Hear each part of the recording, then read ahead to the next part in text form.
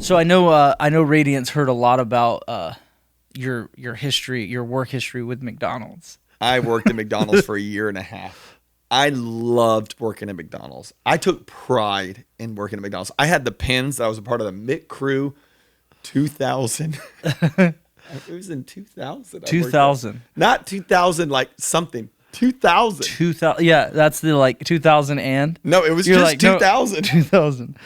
Some of our staff wasn't born yet. How crazy is that? That is bizarre. Yeah. Dude, did you eat a lot of cheeseburgers? No, let me tell you, when you work at McDonald's, you learn how to work the system. So I learned how to take chicken nuggets and you wrap them in pickles. I'm telling you, it sounds so stupid. Yeah. It is unbelievably good. Like, okay. We would do it while we're making other people's. So I'd do one chicken nugget for them, one chicken nugget for me, wrapped in pickles. It's so unsanitary. Oh my And then gosh. we would close out the store and we would do hotcakes, the pancakes, almost every night. And we'd do pancakes, and it was Yeah. so much fun. My youngest son loves the hotcakes. It's to so this good. day, so. What was your first job? So my first job, I was 14 actually, and I got a job as a busboy at this place called Scenic 90 Cafe. Yeah. It's right on the bay in Pensacola area, kind of in the East Hill area. I don't think it's there anymore. My dad actually, I just saw him recently, and he mentioned it. They still go there. Yeah. Do they still go there? that family owns like a few. So Oh, wow. yeah, I started as a busboy, and kind of my dad's in construction. Okay. And then I got a job as a busboy, and basically for like 10 or 15 years of my life, it was construction and restaurants, depending on how much I wanted to deal with people. That is crazy. I'm telling you, my kids will work early. Yeah. I will get them a job when they're 15 years old. Yeah, I think it's good. Work ethic, right? It's work ethic. It helps shape. So, which I guess we can dive in. Let's So, dive in.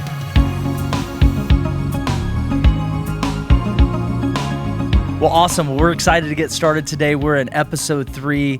The last 2 episodes have been amazing. Today, we're going to be diving in to the topic of work ethic. But before we do, just a reminder, if you missed the first 2 episodes, Pastor Aaron's book has officially released. You can buy that anywhere books are sold, and make sure and leave a great review and all of that stuff, and share it with your friends, buy it for your friends. It's been a great thing. But before we dive into the specific content today, tell us a little bit, remind us rather, a little bit about the unfair advantage. All right, let me just tell you what an unfair advantage is. So like, I'm 6'3", and the one question I get, I'm 6'3", the one question I get all the time, and since I was 15 years old, is, can you guess what it is? Do you play basketball? Everybody I was asks the going to say same thing. volleyball, but no but everybody I'm asks, kidding. No, do you play yeah, basketball? Because you're tall. Yes. The odds of me being in the NBA are 1 in a million. Now, I'm not saying that as a phrase. I'm saying that's the legit The stat, yeah. of a person being in the NBA. Wow. Even at 6'3". So no, I don't play basketball. You have to have a skill for that. But the odds of being in the NBA, if you're over 7 foot tall, here's where it goes. It goes from 1 in a million to a 1 in 6. No way. 1 in 6. No You're way. over 7 foot That's tall. crazy. 1 in 6 people can be in the NBA. That shows an unfair advantage. It shows that because you've got this height, you have an advantage over so many other people. Isn't that crazy? That's the idea of the book, Yeah. that there's things that have happened to you that might be out of your control. Yeah. Your height being one of those. They're out of control. But if you recognize it, it's unfair because of how you have to sit on an airplane. It's unfair of how you have to duck through the doors in people's houses. There's a lot of unfair things, but it can be used for your advantage if you'll recognize it and leverage it for a greater purpose. So that's the whole idea of the book. We're teaching you how to make the unfair things in life for your advantage and for the greater purpose God has for you. It's been fun so far. I love it. And the book is awesome. And the episodes alongside the book for leaders have been awesome. Today, I'm excited, though, because I think this is one that, having known you for a long time, and I know a lot of our listeners in our online community, they know you. But this is a more behind the scenes Pastor Aaron, that I would love for you to unpack today is work ethic. Because people see the glitz and glamour of social media. They see, the family. They see all the stuff. But I know firsthand, and I want to really kind of, bump you up to say the work ethic side it's actually a lot of work. It's a lot of work. Work ethic is something I think I learned from both of my parents. Both of my parents loved to work. Yeah. They took joy in their jobs. My mom just retired. Well, she was supposed to retire, and then every time I call her, she's picking up shifts after she retired. It makes no sense. She's a physical therapist for 35 plus years. My dad has owned multiple businesses. They love to work. They had such joy in their jobs. Wow. And I learned it. My siblings all have it. We all love to work. We all love to make the most of it. We all love to excel in it. So work ethic, if used right, because people look at work as being unfair, and it is unfair. It's unfair that we have to take a good portion of our life, clock in, and work. But if it's done well, it can be your advantage. And it's shocking to me how blessed and how promoted people are that have good work ethics. Yes. Yet it's also shocking to me how frustrated people get when they get cut or their pay is reduced or they don't get promoted because they cut corners, they show up late, they leave early, they're always complaining about the work. And I'm going, of course you're not going to be blessed. Yeah. Work ethic is a backbone of successful people. You find someone that's done well in life, you will always see work ethic as part of the reason behind it. And I want to just unpack that a little because I know that should be a common word that people should be able to define. But how do you define and what are the characteristics that you see alongside what work ethic actually means? Work ethic is the idea that you take pride and you take ownership of your career. So what you do is not a burden to you, it's actually a blessing to you. Now, let me bring it into Christian terms for all of you Christians out there, is work ethic is using your work as worship unto God for his glory. So if you're working, I don't care if you are a computer analysis person, you're a CPA, if you're a doctor, or if you're a banker, if that job, if you're looking at it through the lens of this is my worship unto the Lord, you're going to bring excellence to the table.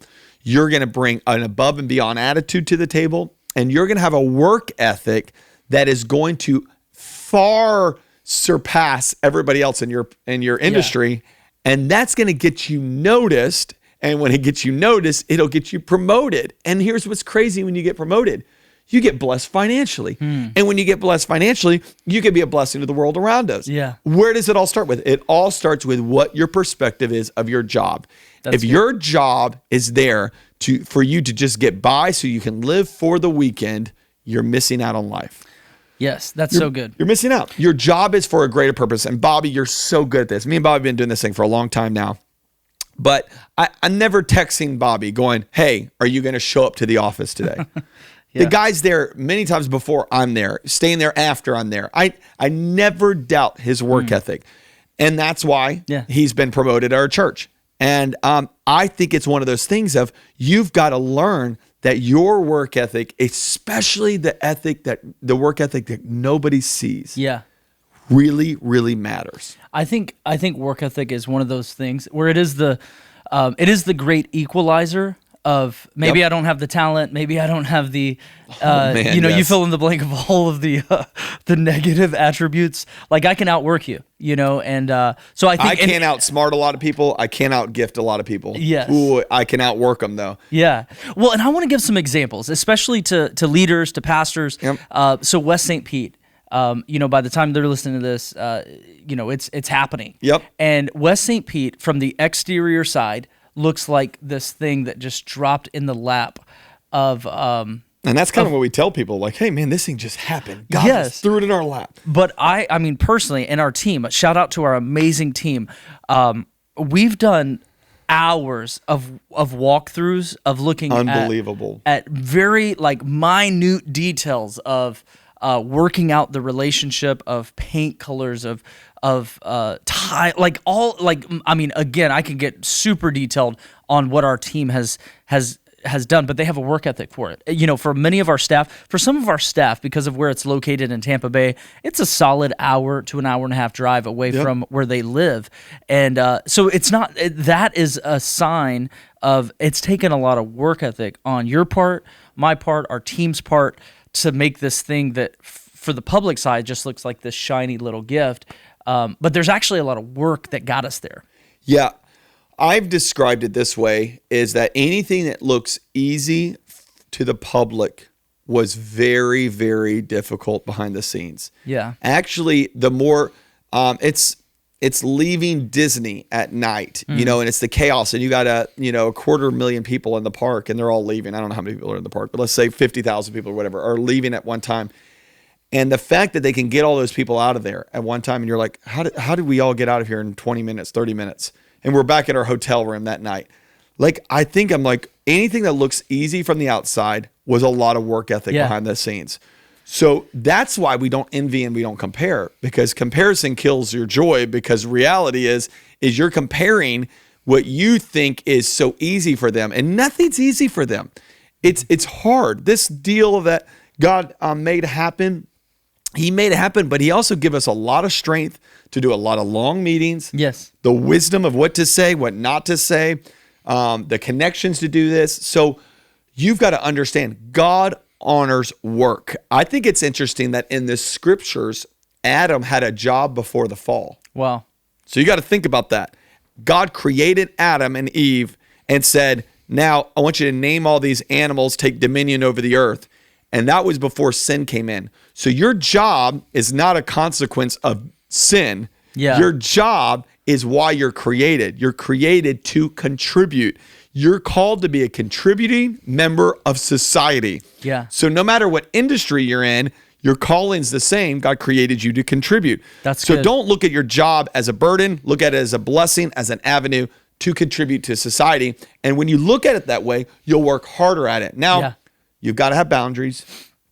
You got to have a day off. You don't need to take work home with you all the time. You got to value your family.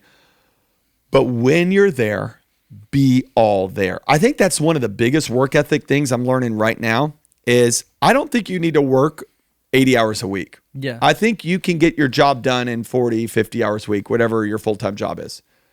But when you're working, be all there. Be all there. And I've realized in my life, we're way too distracted to be effective. Yes. So we're focusing on all these other random things. And because of that, we're just so distracted that we're going, I've just got way too much work to do. Well, that's because while you're working, you were also on Instagram. You were also scrolling on TikTok. You were also talking to your coworkers. You also went to an hour and a half lunch just to hang out. Like, focus. When you're there, be all there. Be all there. And I know a lot of people might have heard this. I know we've said it in previous podcasts. Sure. You've preached on it.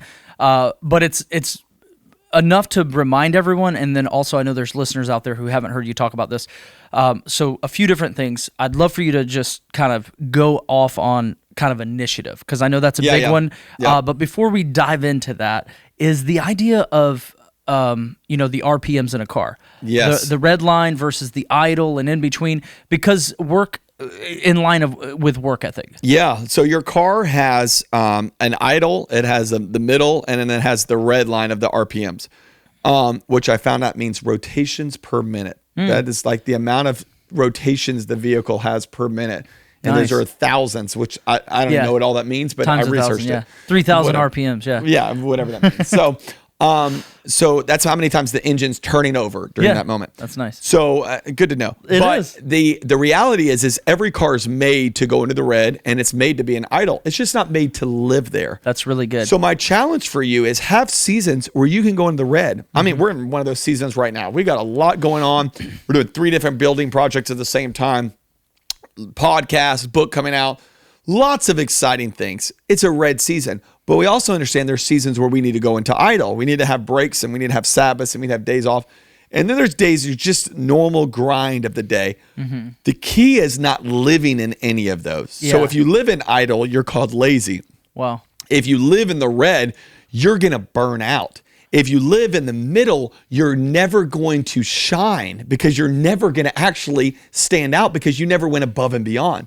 So you got to go all 3 of them in your seasons of life. So find the seasons you go into the red, find the seasons you're in idle, find the seasons where you're in the middle of the road, and watch how when you're all there in any of those seasons, you'll thrive. Yes, I want to dig into this just a little, especially for our younger leaders. Those leaders, I don't want to put an age on it, but just for the sake of example, under 30. Okay. That I don't think people, especially the boomer, Gen X, older millennials or whatever, probably you have some casualties. They might have lived in the red. They lived in the red our dads are probably those. They were them. So I almost feel like in leading younger leaders, we've overcorrected.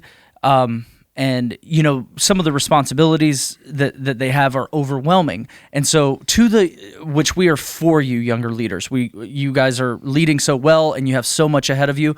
But talk about the idea of if you never go in the red, you're going to end up working for someone who does. And yes, and so you've got to take initiative. Great phrase. Yeah. I have seen this so much in life where, I told our staff the other day, I'm all about boundaries, but some of y'all have so many boundaries that we can't even help promote you because you're so restricted that you'll never make a difference. Yeah. There's seasons. There's moments that I hate it, but there's moments that I'm out multiple nights a week and I'm working hard. And I met a lady the other day. She has $100 million CPA firm, and she's probably in her late 60s. And she is highly successful. I said, what is it like? Now, you have reached the pinnacle of life. What is it like? What is your week like now? She says, I'm 75 to 80 hours a week. Yeah. I said, what? Yeah. Still? She's like, how do you think you built something like this? Absolutely. Nobody's handing you a $100 million CPA firm. She built this thing through hard work. Yes. And so people look at Radiant and they go, oh my gosh, y'all have launched all these campuses. What's the bedrock? It's God's grace and our grit. Grace and grit. His empowerment. Yes. Our hard work. We have seasons where we tell our staff, we're all in. We're going to the red. Mm-hmm. Now, we want you healthy. We want your marriage healthy. We want your kids healthy. We're going to have a break. But man, we need a season right now because our church is healthy and successful in a way because we know that it's important to have seasons where we're going all in. And it's going to be exhausting. Yeah. Now, we can't live there. And that's where I think is the difference in the generational thing where people are just living in the red. But I love how you said that, Bobby. If you won't ever go into the red, you'll end up working for someone who does. Yeah. Because that is the fact that somebody is going to outwork ethic you. And when they do, they're going to become your boss. Correct. Because we promote people that work hard. Yes. Now, we promote people that work smart, but we also promote people that work hard. Yes. And I'm telling you, it's very hard to promote a lazy person. It is. It really is. No, nobody would do that because we're called to be good stewards of finances.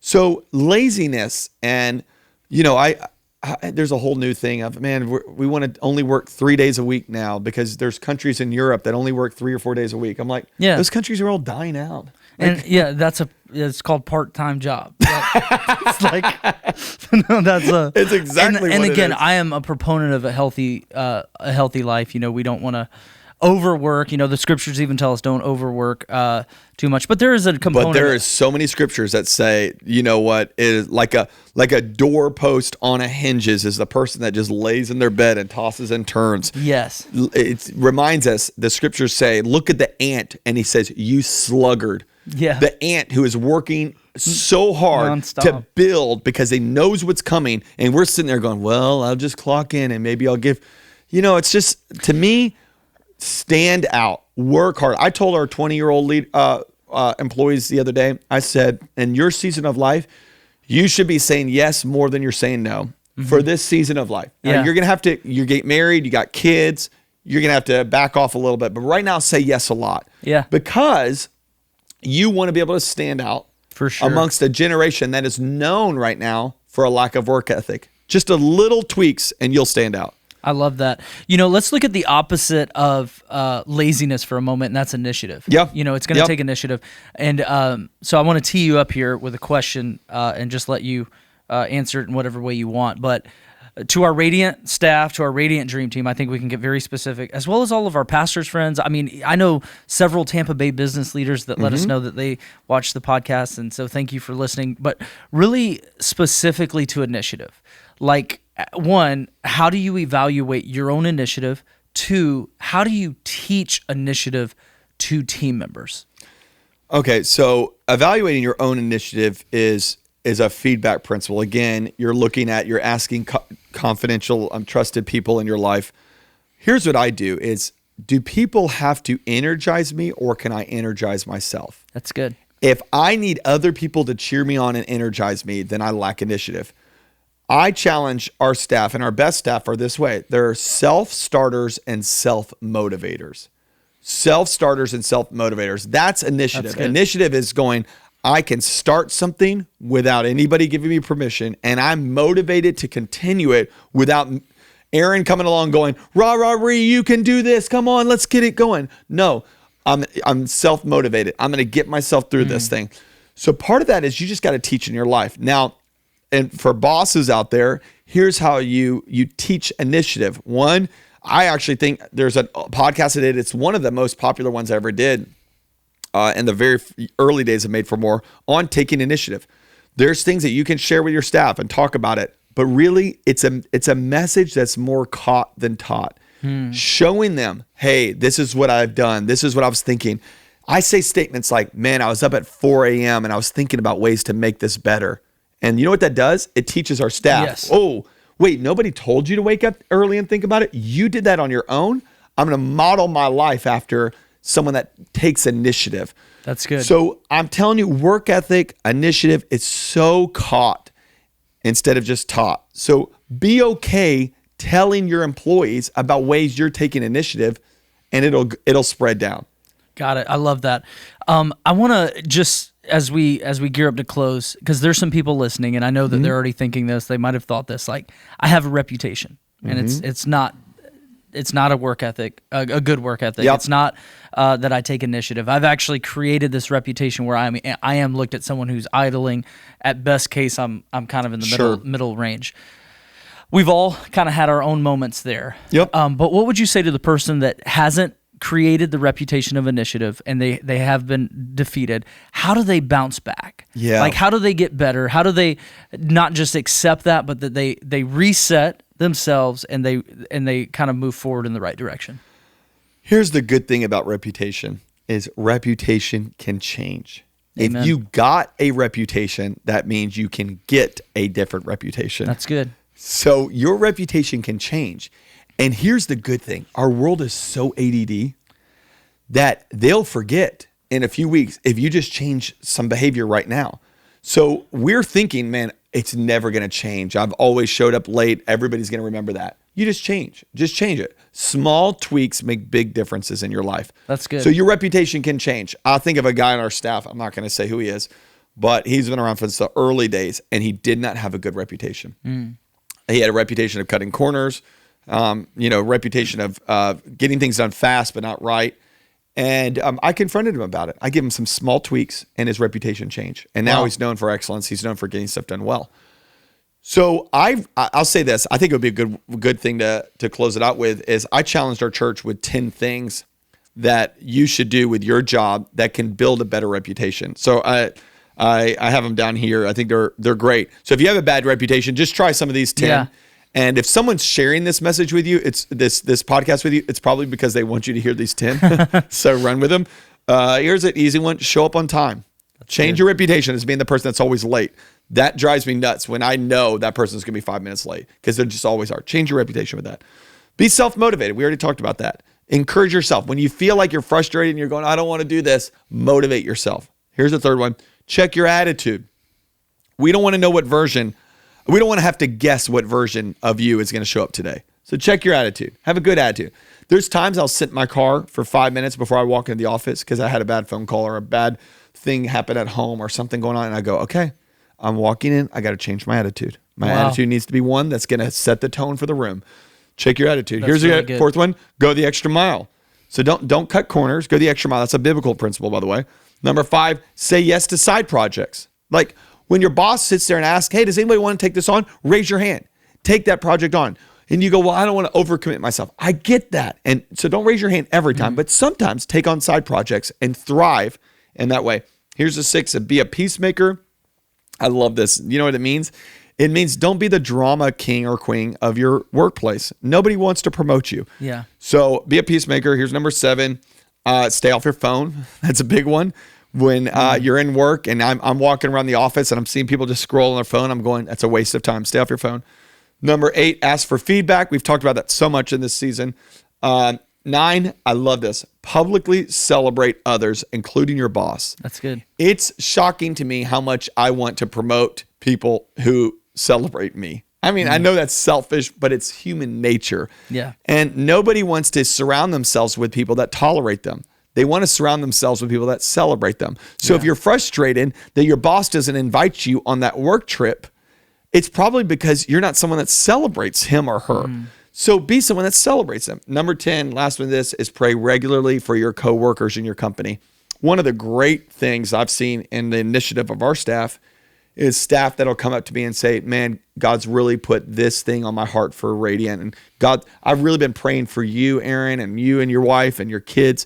And I just want you to know, like, this really matters. Like, I realize if they're praying about it, they care about it. Yeah. And guess what? When it's promotion time, I'm thinking about them. It's all part of work ethic. I love that. I love that. Well, so many great takeaways. Thank you, Pastor Aaron, for leading the way in work ethic and helping us get better at that. So thank you guys, Made for More community. Thank you for being a part of this community. And we'll look forward to seeing you next week. Episodes drop weekly. Make sure and subscribe. If you haven't already, share it with your friends. And we just thank you guys so much.